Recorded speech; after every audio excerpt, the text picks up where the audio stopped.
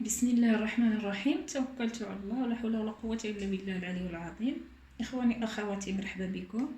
كنتمنى تكونوا دائما بالصحة والهنا والسعادة وراحة البال إن شاء الله. اليوم إن شاء الله جبت لكم فيديو جديد، وصفة جديدة. كنتمنى تجربوا هذه الوصفة، راها زوينة وواعرة بزاف ومجربة وكتعطي نتائج مهمة بزاف.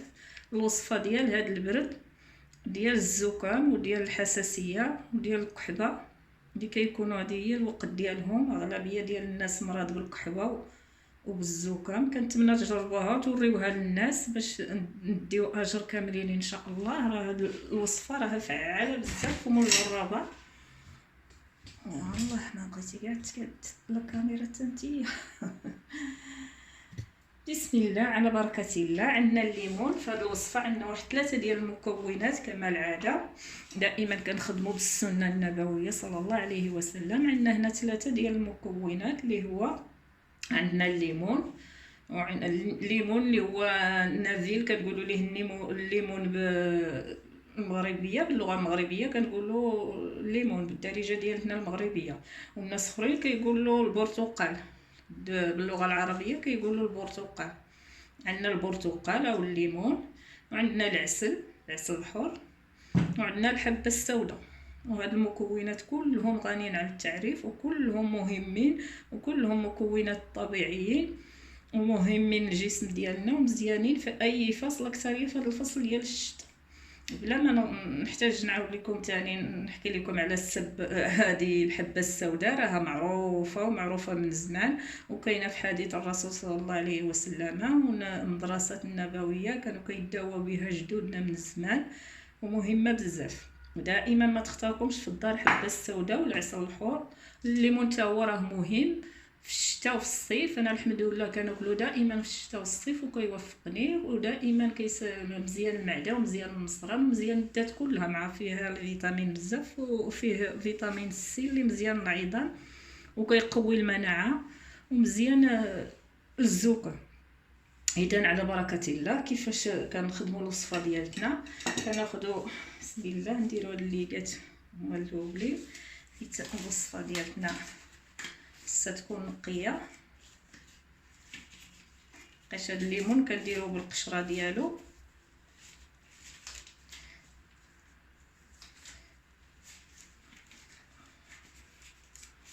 يا بسم الله اللي قلت انا بغيت تصور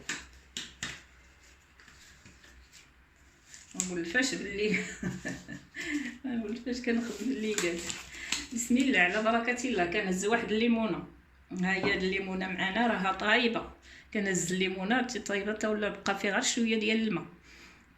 كنهزوا الليمونه كنغسلوها، كنهزوا بحال دابا هكا الليمونه كنقيوها، كنهزوا واحد الشتاء وكنحكوها مزيان. كنحكوها حتى كيتحيد كاع داك الوسخ اللي كيدخلوا، حيت كاينين هنا واحد التقيبات هما اللي كيكونوا فيهم دوك الزيوت اللي فيهم لي فيتامين ومهمين للذات، كيكونوا في هذه الجلده هذه. داكشي علاش كنغسلوه. انا غسلته هذه الليمونه هذه غسلتها بالشتاء ونقيتها مزيان، عاد حطيتها في واحد الكاسرونه. راه كنت درت معها واحد 2 كيسان ديال الماء، تقريبا حتى النص ديال الليمونه ديال الماء، باش ملي كيتحرق داكشي كيبقى ليا داك شويه د الماء اللي فيها داك الزيوت اللي كتطلق لينا القشره.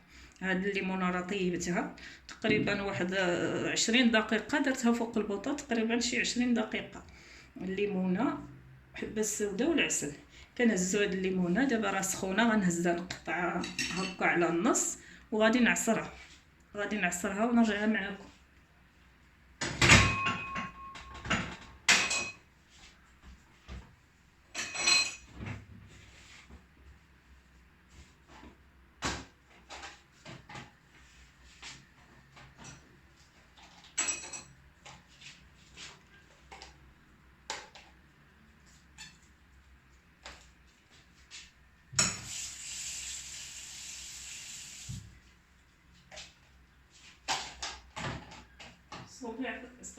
حيت سخونه داكشي علاش ديتها شلتها شويه الماء بارد باش كنقطعها. باش اصلا هي الا بردات شويه كتشدي غير واحد تيب هكا كتدخليه في الليمونه وكتعصري هذاك العصاره كتنزلها هكا في الكاس. ولكن دابا مع سخونه ما بغيتش نتعطل عليكم، داكشي علاش هي قسمتها على النص وعصرناها.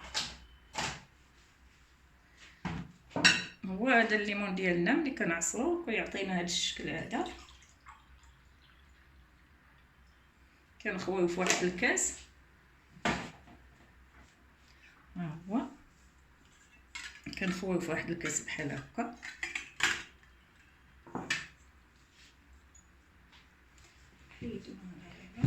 كنهزو العسل ديالنا اللي هو هذا العسل الاحمر.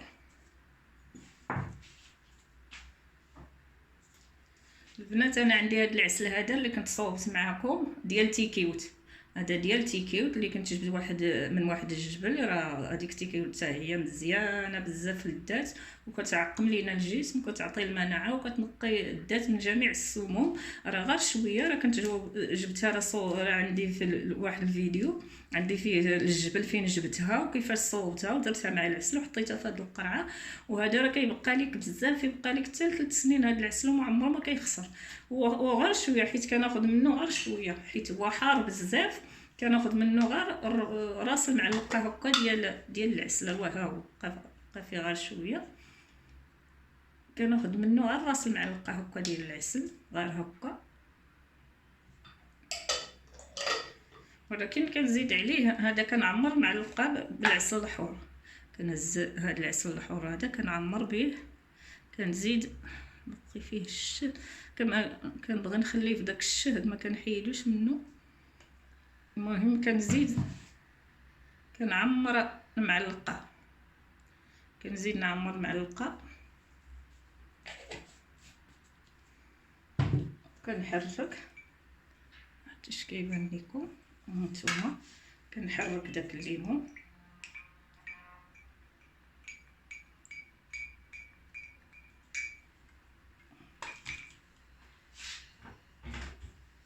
وهذا الليمونه البنات راه خويت عليه حتى شويه من هذا الماء.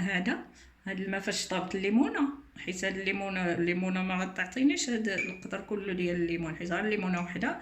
رزت عليه حتى شويه من هذا الماء اللي طاب فيه الليمون، ما كنضيعوش هذا الماء اللي كنطيبوا فيه الليمونه ما كنضيعوش. كنزيدو مع هذا العصير، كنزيدو منه غير شويه، واحد 4 كاس كنزيدوه مع هذيك الليمونه باش كناخذوا حتى داك الزيوت وداك الفيتامين اللي كيكونوا في القشره ما كنضيعوش، كناخذوه حتى هو. اذا هو هذا الليمون ديالنا. كناخذوا شويه ديال الحبه السوداء كنزيدوها على داك الليمون شويه، غير واحد القريصه هكا ديال الحبه السوداء حيت هي ما كطيبش. وهذا الليمون كيكون سخون، عاود نحركو داك العسل كيلصق حيت مع دابا البرد جمد. سريه هذاك اللي فيه الدواء اللي فيه تيكي وتجمد. هو العصير على الزينات هذا العصير، وخصنا نتناولوه دافي. الا برد لينا هذا الليمون نقدروا نهزوا واحد كاسرونه يكون فيها الماء سخون وكنحطوا فيها هذا الكاس حتى كيعاود يسخن لينا هذا الليمون باش كناخذوه دافي، ما كناخذوهش بارد. هذا الليمون البنات خصنا ناخذوه دافي ما يكونش بارد.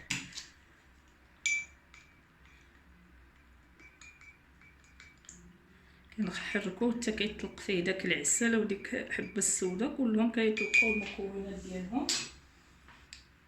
واللي ضربوا البرد واللي عنده الرواح اللي عنده الحساسيه كياخذ هذا العصير هذا، راه مهم بزاف وصحي وكيعقم لينا الجسم وكينقيه من السموم ومن الميكروبات.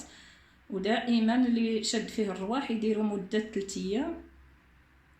اللي ما شدش فيه ولا بغى غير يعقم الدات ديالو قبل ما يشد فيه الرواح ياخذوا غير مره واحده، يديروا غير مره واحده راه كيعقم لكم الدات ديالكم. ومزيان الكحبه راه كيحيد الكحبه. اللي عنده الكحبه يديروه دافي نيت، يشربوا دافي باش كيحيد ليه الكحبه. وهذه هي الوصفه ديالتنا ديال اليوم. كنتمنى تعجبكم وتنيل الرضا ديالكم وتجربوها، راها زوينه بزاف. وكنتمنى اللي باقي ما شاركش معايا كنتمنى تشاركوا وتبارطاجيو هذا الفيديو باش الفائده تعم الجميع وتديو الاجر. هذه الوصفه راه واعره بزاف ومفيده ومجربه وكتنفع. ووزعوها وريوها للناس باش يداواو. اكثريه هذا البرد راه الناس مساكن محنين بالبرد، راه كيمحلهم بالبرد. وهذه الوصفه راه مزيانه حتى للدراري الصغار حتى الدراري الصغار عطيوها ليهم، راه مزيانه ليهم بزاف، بقاش ما فيهش شي حاجه اللي فيها الضرر، وصفه كلها صحيه 100%. اذا يمكن ياخذوها الكبار والصغار. وهذا هو الفيديو ديالنا اليوم كنتمنى يعجبكم وينيل الرضا ديالكم. وما تنساونيش من التعليق ديالكم الزوينه، ما تنساونيش من اللايكات ديالكم، وبالتوفيق والله يشفي الجميع. والى اللقاء، الى فيديو القادم ان شاء الله. السلام عليكم ورحمه الله وبركاته.